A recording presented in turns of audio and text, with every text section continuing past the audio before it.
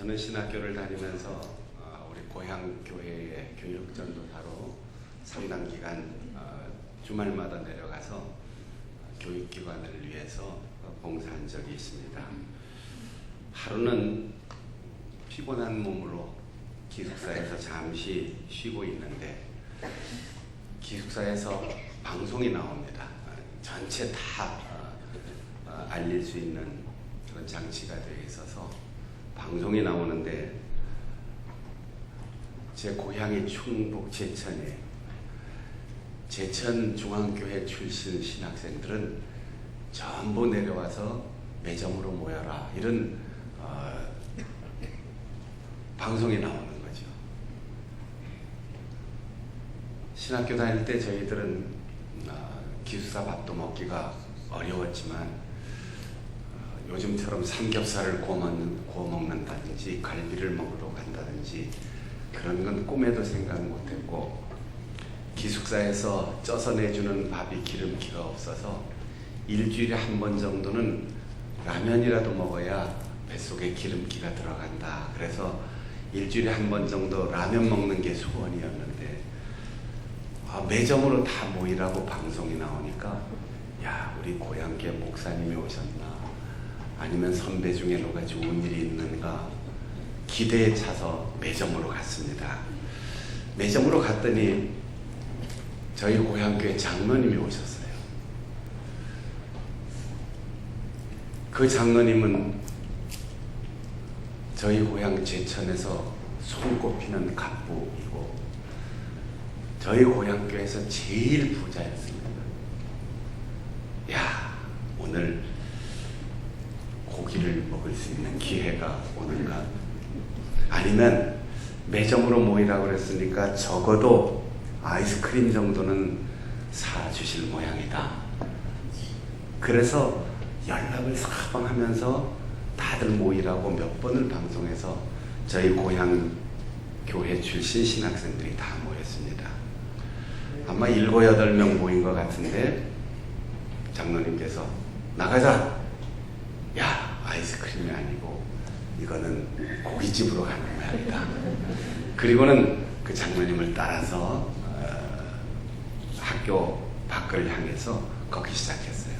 혹시 서울신학대학교를 가보신 분들은 서울신학대학 정문에서 학교 본관까지 이렇게 언덕길이 좀 가파른 것을 볼 수 있을 텐데 그 당시부터 지금까지도 신학생들은 그걸 골고다의 언덕이라고 불렀습니다. 그 골고다의 언덕을 내려오는 길 왼쪽은 산기슭이었고 그때는 아무것도 없었어요. 그리고 정문 앞으로 내려와서 지금 병원이 있고 상가가 많은 내려오면서 왼쪽 길은 당시 아무것도 없이 개울이 하나가 흘렀고 그냥 산기슭이었습니다. 장로님을 따라서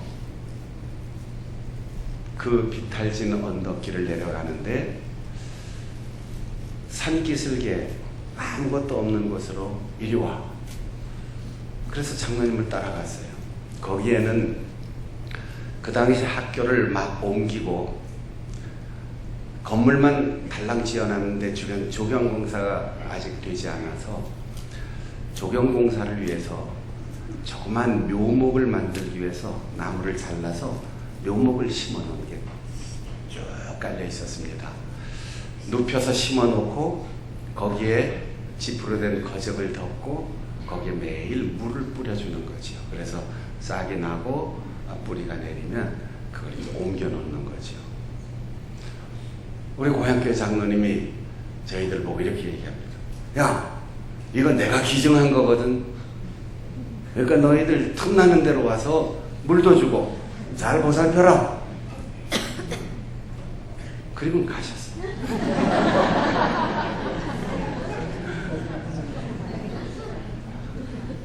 우리들이 이렇게 참담할 수가 없었습니다. 저는 고향교회 교육전사로 주말마다 늘 갔는데 한 번은 저희 후배 고등학생 하나가 신학교를 가겠다고 지원을 했는데 아깝게도 발표가 났는데 떨어졌어요. 신학대학 떨어졌다. 그 소식을 들었더니 이 장로님 말씀하시기를 잘 됐네. 장학금 굳었네. 40년이 지났는데 아직도 이 기억 속에서 사라지지 않아요. 제가 뭐 미움을 품고 있는 건 아니에요. 기억에서 없어지질 않아요. 그분은 평생 그렇게 살더라고요. 한 번, 한마디, 한 번의 만남이 그렇게 우연히 있는 게 아니고 그 사람의 성향이 그렇게 되어 있어요. 반면 저희 고향교회 그 당시 제일 나이 어린 장로님이 32살의 장로님이 되셨는데 아주 시골 출신이고, 저희 고향도 시골이지만 그래도 도시 시내 한복판에 와서 장사를 하면서 어렵게 자립하고 돈을 벌었어요. 그리고 각 지역마다 유명한 빵집들이 지금 몇 개는 살아남았지만 그 당시 이제 전국에서 상표 있는 빵이 공급되면서 지역의 빵집들이 다 문을 닫을 때인데 그 당시 삼립빵 대리점을 했어요. 장로님이 돈을 많이 버셔서 상가도 짓고 자기 개인 집도 짓고 공사를 하는 중에 저희 고향교회 교육관을 건축하고 있었습니다. 교육관을 건축하다가 공사가 중단되었어요. 공사비가 부족하기 때문입니다. 당회가 모여서 공사비가 부족하니까 다시 다음 기회를 보고 3분의 2 정도 공사한 상태에서 여기서 중단합니다. 당회에서 그렇게 결정을 했어요. 제일 나이 어린 30대 초반의 장로님이 어떻게 교회에서 공사하다가 이렇게 중단할 수 있습니까? 안 됩니다. 계속 해야 됩니다. 그분은 자기 집 공사를 중단하고 공사비를 모아놓던 것을 교회에 헌금하고 교육관을 다 지었습니다. 40년 전인데 지금도 저희 고향교회 교육관은 학교 같아요. 물론 나중에 그분의 집도 다 지었죠.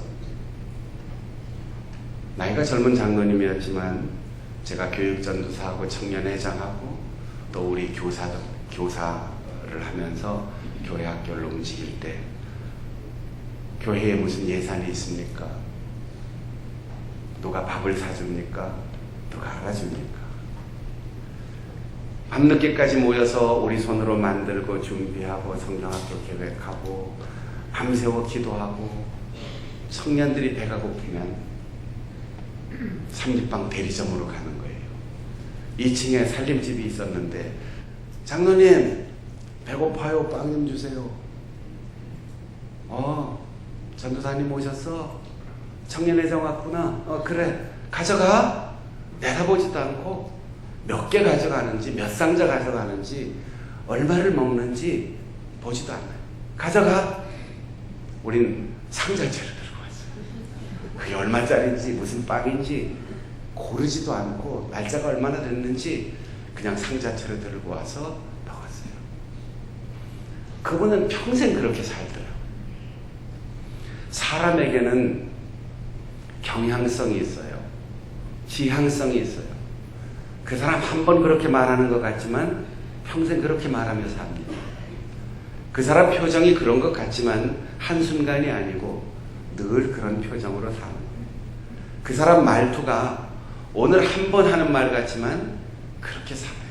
한 번, 두 번, 세 번 습관이 되고 그 습관이 변함없으면 그 사람의 인격이 되고 그런 인격으로 순간순간 살면 평생 그 사람의 인생이 되는 겁니다.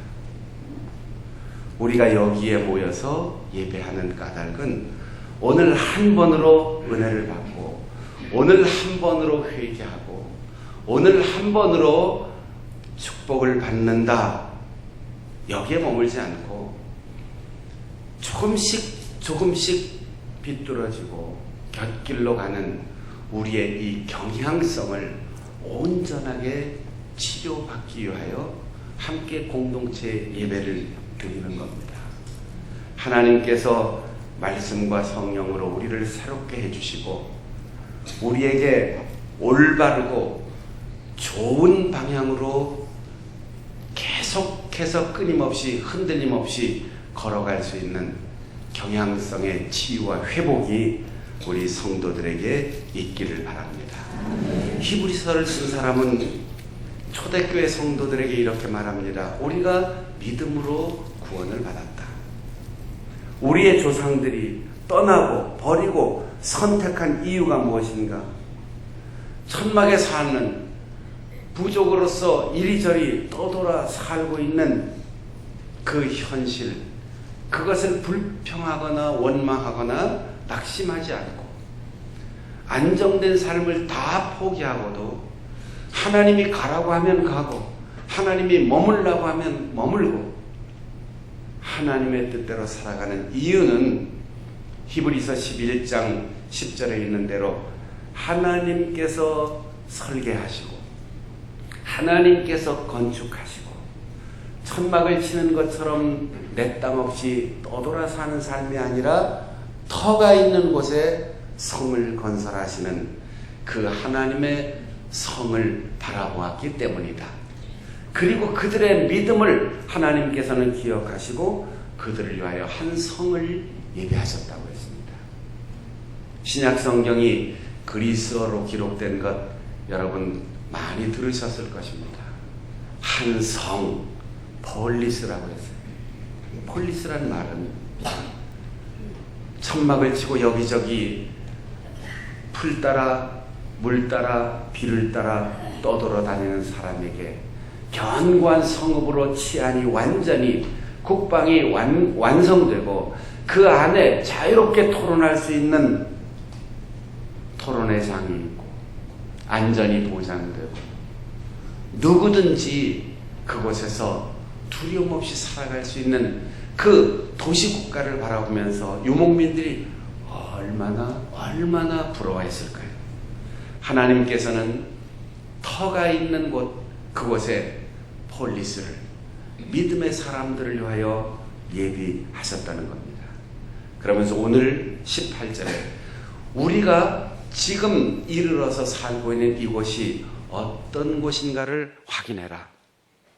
우리의 조상들은 시내산에 이르러서 손으로 만질 수도 있고 접근 가능하고 접촉 가능하고 불 붙는 화염과 구름을 볼 수 있고 나팔 소리와 하늘의 음성을 들을 수 있는 그런 시내산에 이르렀는데 우리의 조상들은 그것을 감당할 수가 없어서 하나님 우리에게 말씀하지 마옵소서. 우린 그곳으로 접근해 가지 않겠습니다. 두려워 떨고 말씀을 멈춰달라고 했다. 마치 누가복음 5장에 보면 고기잡이에 실패한 베드로에게 주님께서 찾아오셔서 깊은 데 가서 그물을 던져라. 그 말씀에 순종하여 그물을 던졌더니 그물이 찢어질 정도로 올라왔어요.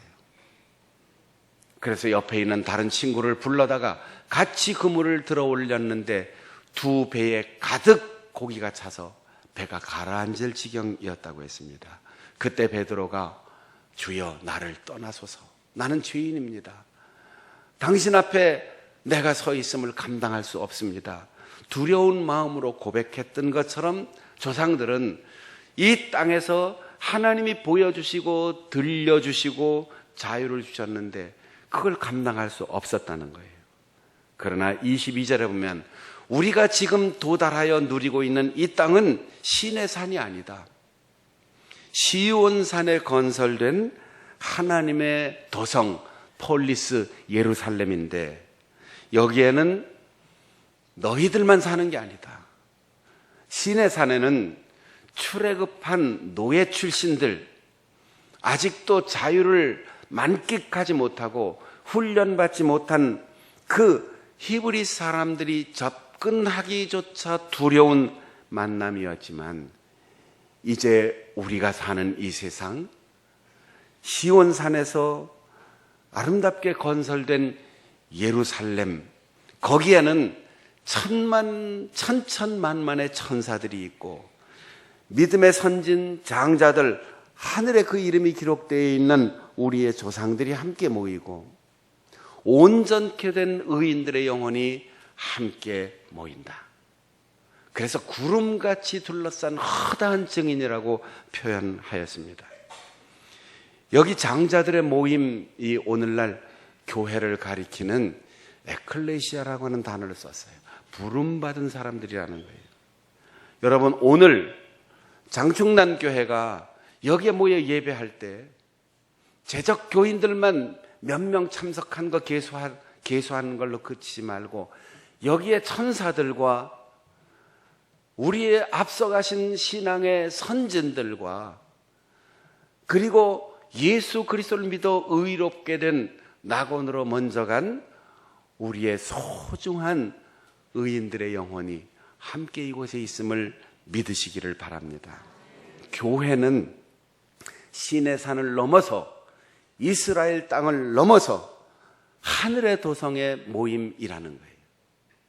성향이 있다고 말씀드렸죠.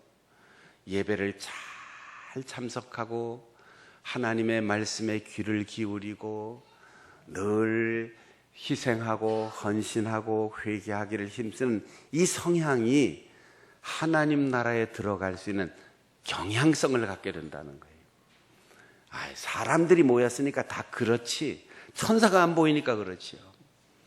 우리끼리 모이면 그냥 우리끼리 한 얘기, 세상하고 다를 바 없어. 신앙의 선진들이 지금 여기에 함께 참석하고 응원한다는 믿음이 없기 때문입니다. 우리의 교회 공동체는 바로 천국의 모형이에요.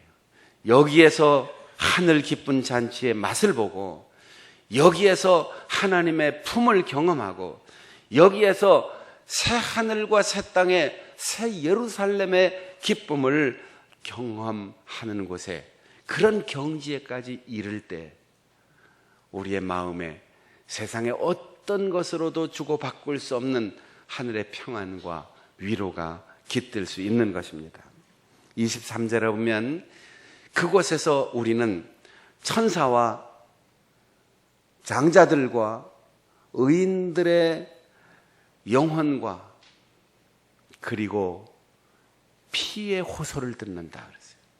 피의 호소를 듣는다.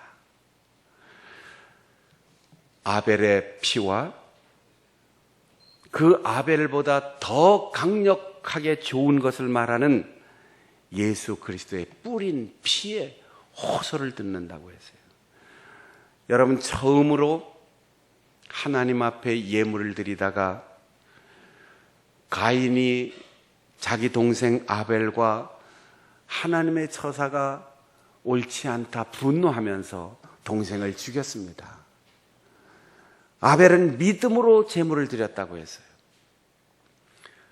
아벨이 가인의 손에 죽으면서 흘린 피가 땅에 스며들면서 하늘을 향해 호소했습니다. 아무도 모르는 살인사건이었어요. 아무도 보지 못했어요. 그러나 아벨의 억울함을 땅속에 스며든 피가 호소했습니다. 그래서 하나님께서 그 피의 호소를 들으시고 가인을 책망하고 처벌하였습니다. 11장 4절에는 지금도 여전히 말하고 있다 했습니다. 사랑하는 여러분, 아벨은 지금도 죽었지만 하나님께서 믿음으로 한 우리의 헌신을 받으신다. 믿음으로 살아라. 믿음으로 비교하지 말고 나 자신과 예물을 함께 묻고 하나님께 드려라. 이렇게 여전히 말하고 있다는 거예요. 그러나 더 나은 것을 말하는 뿌린 피가 있다고 했습니다. 예수 그리스도의 십자가 피는 흐른 피가 아니에요. 스며든 피가 아니에요. 뿌린 피예요. 우리의 죄를 씻기 위해서 십자가에서 이 온 세상의 모든 사람들을 씻어주기 위하여 뿌린 피. 아벨의 흐른 피보다 더 나은 피, 더 강력하게 우리에게 말하는 가장 좋은 피가 그 하늘의 성회 속에 임한다는 거예요. 여러분, 두려움과 죄의식으로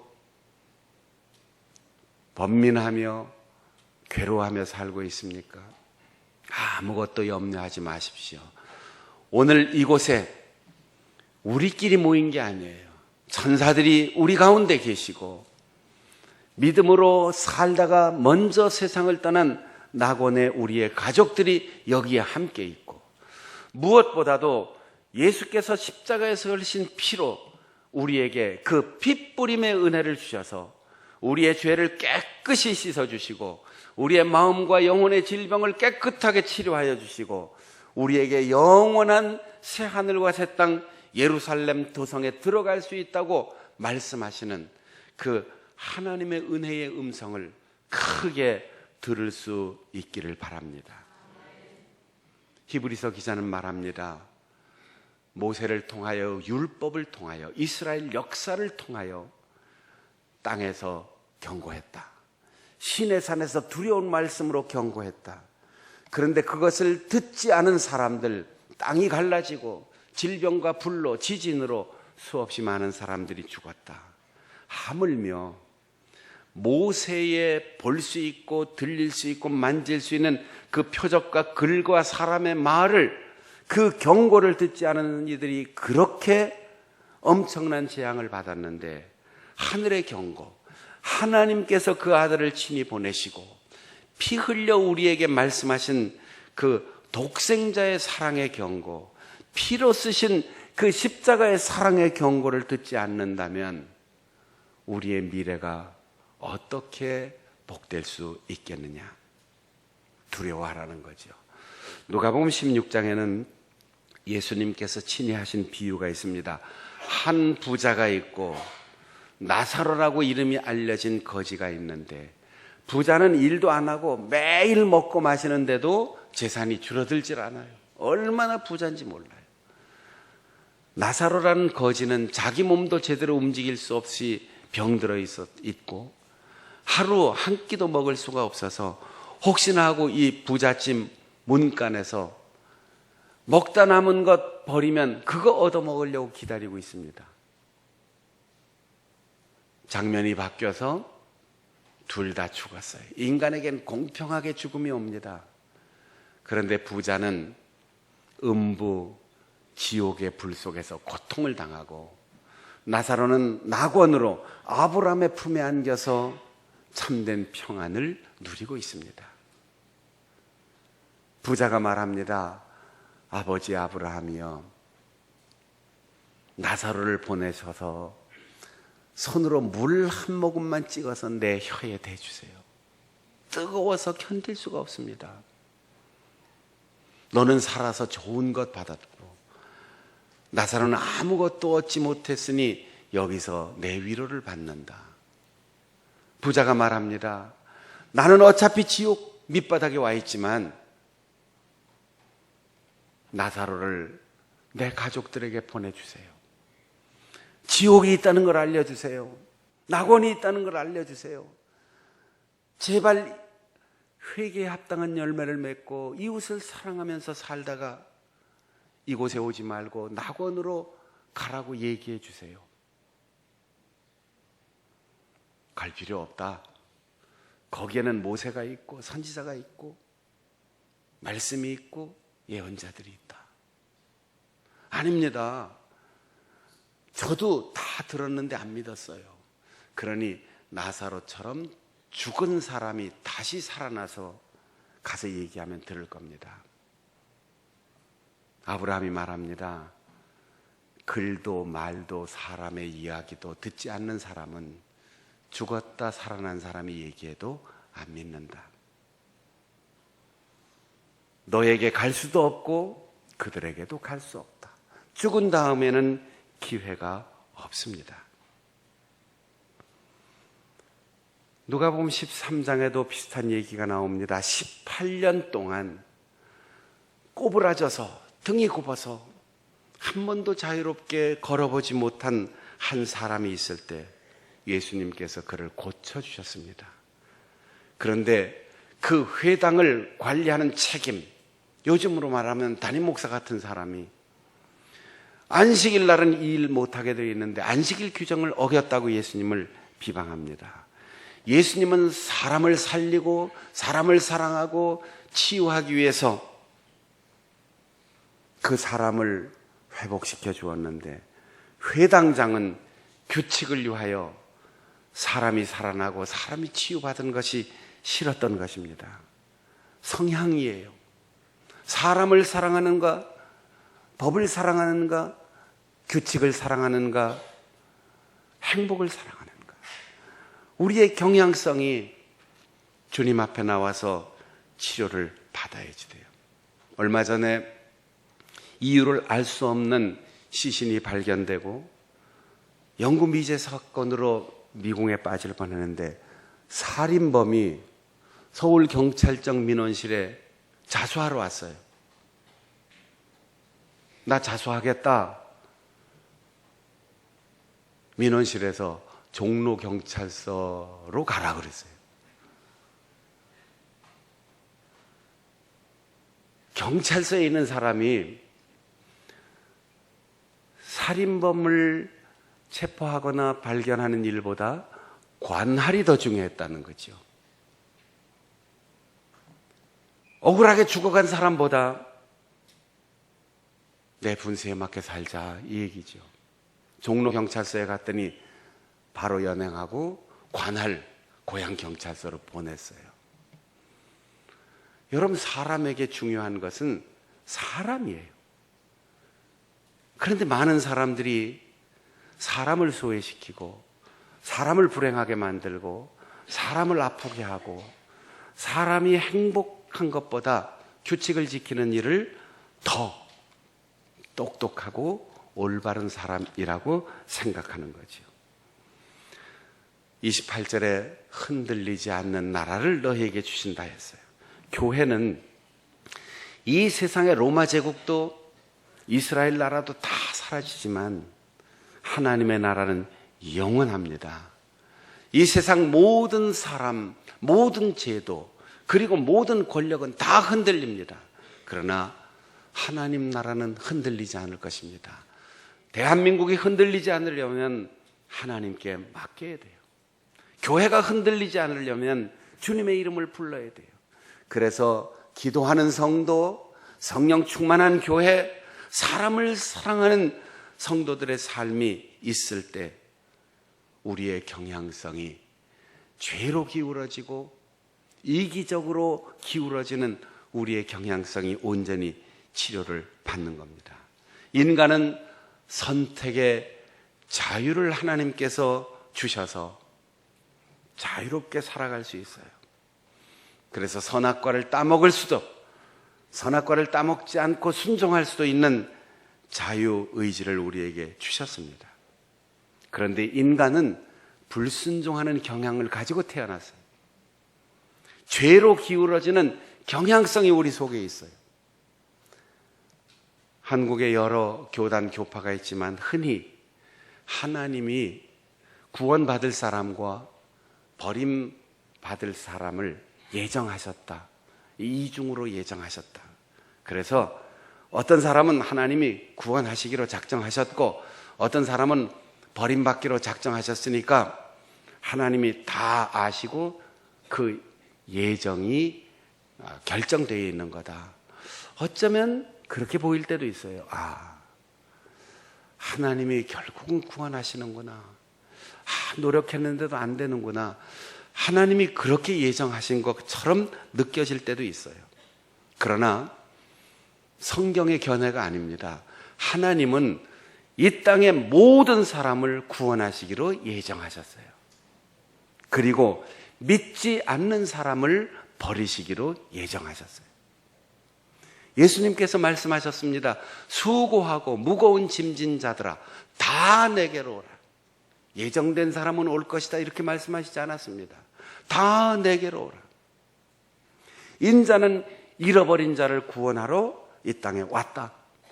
그리고 99마리의 안전한 양을 다 두고 한 마리의 잃은 양을 찾으러 나가는 목자의 심정을 말씀하셨습니다.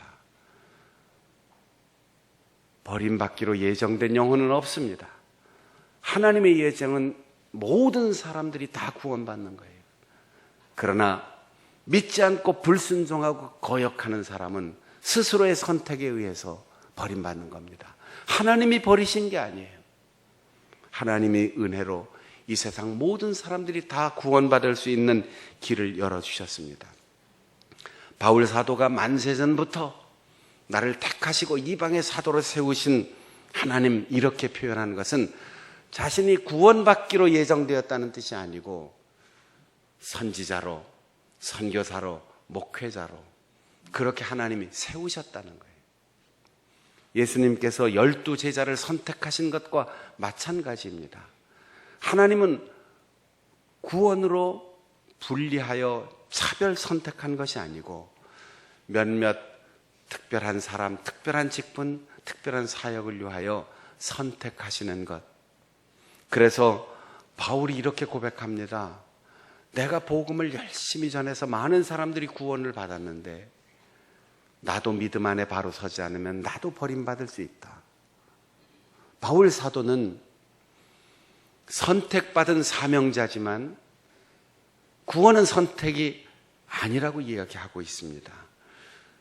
예수님께서 마지막 만찬을 나누시면서 12제자와 함께 발을 씻겨드리고 음식을 함께 나누면서 하나님께서 자기에게 보낸 사람을 끝까지 사랑하셨다고 했어요. 그 끝까지 사랑에는 가룟 유다도 포함되어 있습니다. 예수님은 그가 자기를 팔자인 것을 알면서도 끝까지 회개하고 돌아오기를 기다리며 그를 제자들의 무리 속에 포함시켜 같이 만찬을 나누셨습니다. 그러나 가룟 유다는 버림받은 영혼이었기 때문이 아니라 스스로 마귀의 유혹에, 욕심에, 그리고 자기의 의도대로 활동하지 않는 예수님이 원망스러워 예수님을 파는 길을 선택했습니다. 그래서 베드로가 사도행전에 말합니다. 그는 스스로 제 곳으로 갔사오니 한 명의 자리를 다른 사람으로 채우겠습니다라고 기도하는 것입니다. 사랑하는 여러분, 예배할 때마다 우리가 회개할 것이 많거나 우리가 잘못한 허물이 많거나 우리가 구해야 할 것이 많은 게 아니고 아주 작은 빗나감에서도 우리의 경향성이 올바른 것으로 수정되고 우리 속에 하나님이 주신 말씀과 성령을 통하여 하나님이 원하시는 길을 끝까지 걸어갈 수 있도록 하나님 나를 치료해 주시옵소서, 그렇게 이곳에 와서 예배하는 것입니다. 말하는 것, 생각하는 것, 행동하는 것, 부정적인 것, 비판적인 것, 절망하는 것, 남에게 상처 주고 아파하는 것, 이 모든 우리의 한순간 한마디 한 번의 만남이 다 우리의 미래의 경향성인 것을 생각하면서 오늘 이것쯤이야, 한 번인데가 아니라 한 번에서 두 번을 예방하고 두 번에서 세 번을 예방하고 하나님의 거룩한 아들, 그분이 하늘의 경고로 우리에게 오셔서 믿는 자는 구원받으리라, 핏부림을 받은 자 씻김을 받으리라, 그 말씀을 우리가 듣고 오늘도 깨끗함을 받아서 하나님이 원하시는 그 길을 올곧게 끝까지 걸어갈 수 있는 우리 성도들이 되시기를 바랍니다. 기도하겠습니다. 우리 함께 통성으로 기도할 때에